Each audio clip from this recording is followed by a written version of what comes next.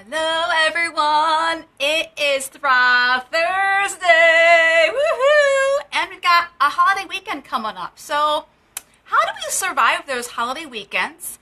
And how do we stay on track when there's a lot of graduation parties? And we just had some graduations here in Florida. They do get out of school a little bit earlier here.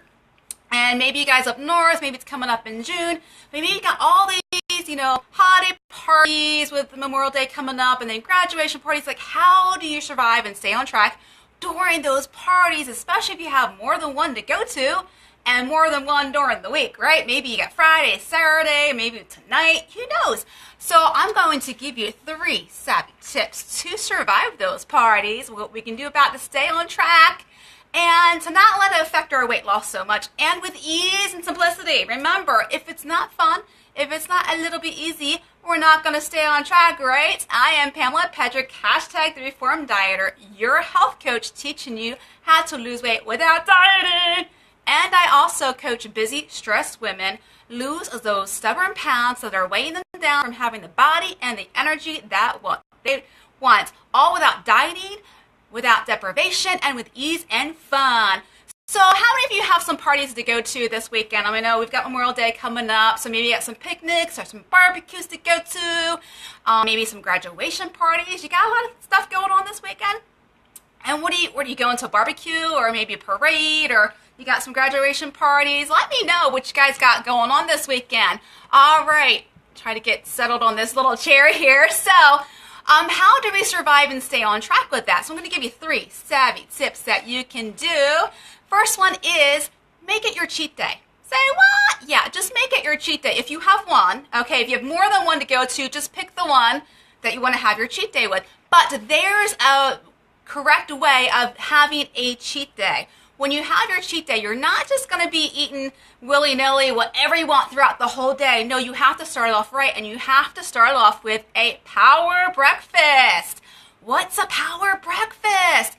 Power breakfast is eating breakfast within an hour of waking up and making sure that it is a high protein breakfast, at least 20 to 40 grams of protein in that meal.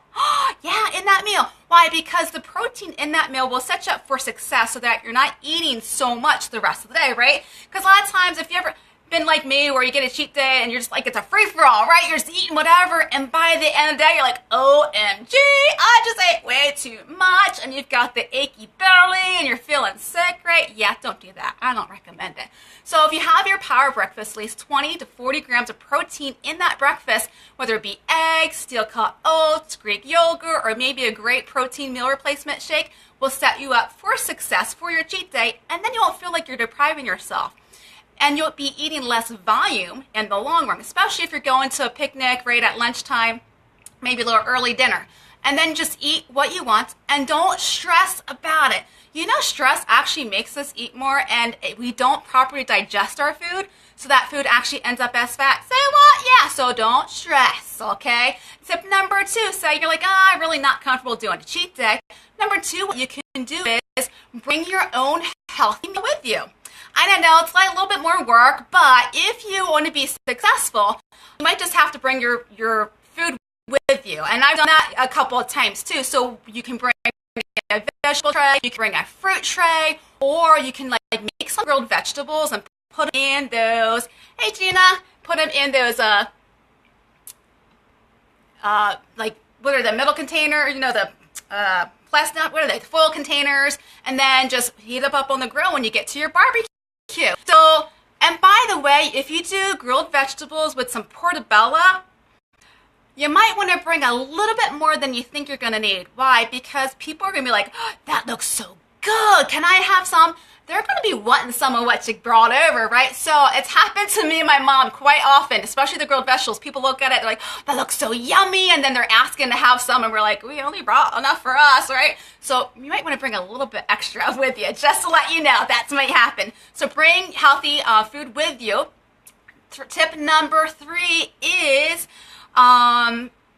eat what you want. Don't feel like you're depriving yourself. Just eat less of it. So my trick for you, a visual trick, is eat off of a smaller plate and then just eat what you want, all right? Or if you know how much you normally would eat, just put half of it on your plate so that you're not feeling like you're depriving yourself. Hey, Claire, how's it going, girl? So you feel like you're not depriving yourself and like sitting around going, oh man, Sally's dish looks really good. I wish I'd gotten that. Because why? Because if you feel like you're depriving yourself, what are you going to do? You're going to say, screw it, I'm just going to have it anyway. And you're going to end up eating more than you might have eaten in the long run. All right, so those 3 savvy tips to help you survive those holiday weekends, so picnic, those graduation parties, so that you can be successful in losing weight and not feel like you're depriving yourself, right?